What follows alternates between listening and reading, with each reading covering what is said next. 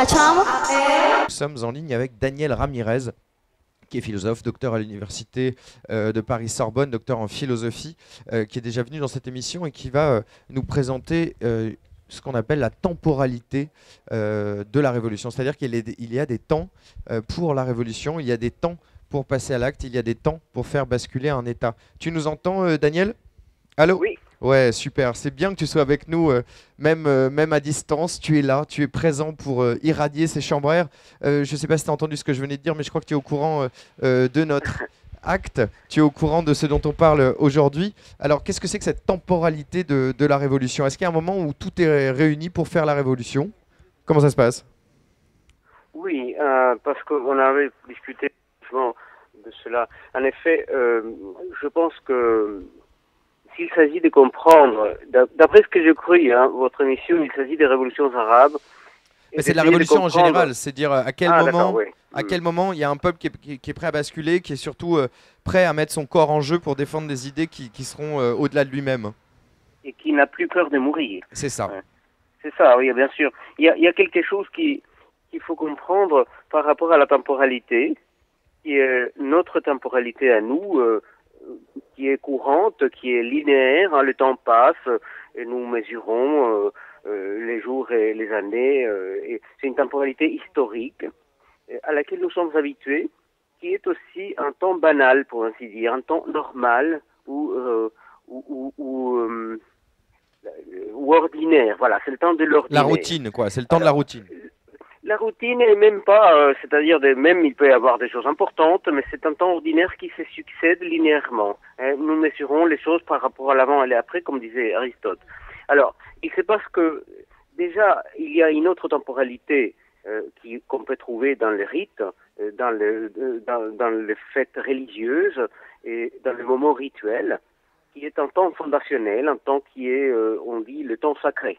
Alors, il y a un temps profane et un temps sacré. Le temps sacré n'est pas linéaire et il est en rapport avec l'origine, qu'elle soit fantasmée, mythologique ou pas. Et dans ce sens, quand il y a un moment révolutionnaire, il faut penser que les gens se sentent dans un temps qui n'est pas le temps ordinaire, qui est un temps fondationnel.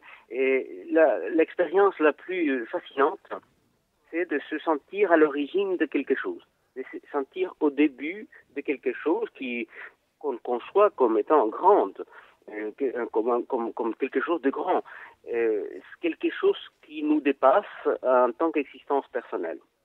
C'est pour cela que je parlerai donc d'un temps révolutionnaire. Et il faut savoir que les révolutions ont ont toujours un rapport avec une origine supposée.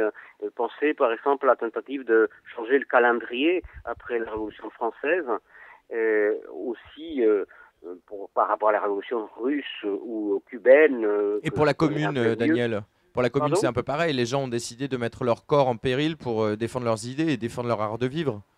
Absolument. Et il y a aussi sans doute une autre chose, c'est que nous avons peut-être du mal à le concevoir aujourd'hui dans nos sociétés démocratiques et pacifiques occidentales, mais il y a maintes façons de considérer qu'il peut y avoir des valeurs supérieures à la propre vie.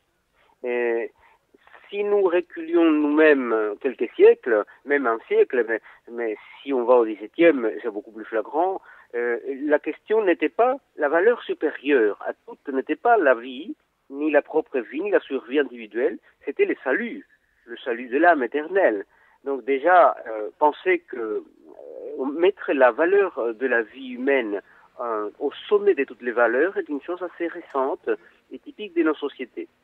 Et dans ce sens, on peut penser que dans d'autres cultures, il est peut-être effectivement encore parfaitement concevable que des choses puissent être supérieures à la vie humaine. Et je pense que même dans la nôtre, sans aller très loin, la liberté est supérieure à la vie humaine.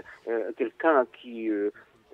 c'est comme ça que la résistance, par exemple, a fonctionné, et les mouvements patriotiques même si le patriotisme peut être instrumentalisé. Donc, attends, Daniel, je te coupe, c'est-à-dire que oui, tout à fait. le progrès humain qui a fait, on en a parlé la semaine dernière, émerger cette idée d'individualisme, donc qui est un vrai progrès, fait qu'aujourd'hui, on a peut-être plus de mal à revenir, enfin je parle maintenant de notre société à nous, hein, donc loin de, comme tu disais, pacifié, blablabla, un peu en routine.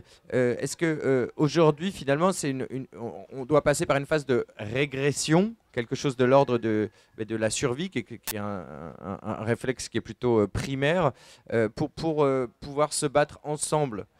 Parce qu'au préalable, notre individualisme fait qu'on va finalement peut-être tomber dans l'égoïsme, tenter de s'en aller, plutôt que de rester là et de se battre pour ces idées qu'on défend. Oui, oui, on peut le dire. L'individualisme a quelque chose à voir avec le fait que nous concevons très difficilement de mettre en danger la propre vie pour quelque chose de supérieur. Que ce soit la patrie, ou que ce soit la liberté ou la révolution, ou quelque idéal que ce soit, Dieu par exemple, voilà. Qui donnerait aujourd'hui sa vie pour Dieu, pour la patrie, pour la liberté ou quelque chose comme ça? Peut-être pour la liberté et sans doute pour sauver ses enfants par exemple.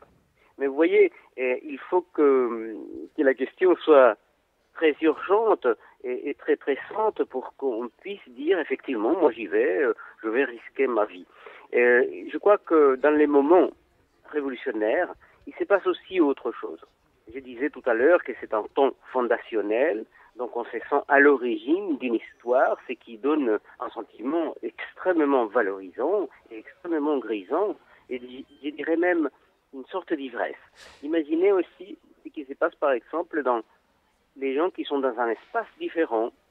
C'est non pas seulement le temps, mais aussi l'espace, par exemple la Sierra cubaine, dans les montagnes, dans le maquis pour le résistant, ou imaginez des gens qui occupent une place, comme c'est arrivé en Tunisie et en Égypte, occupent une place pendant des jours, pendant des semaines.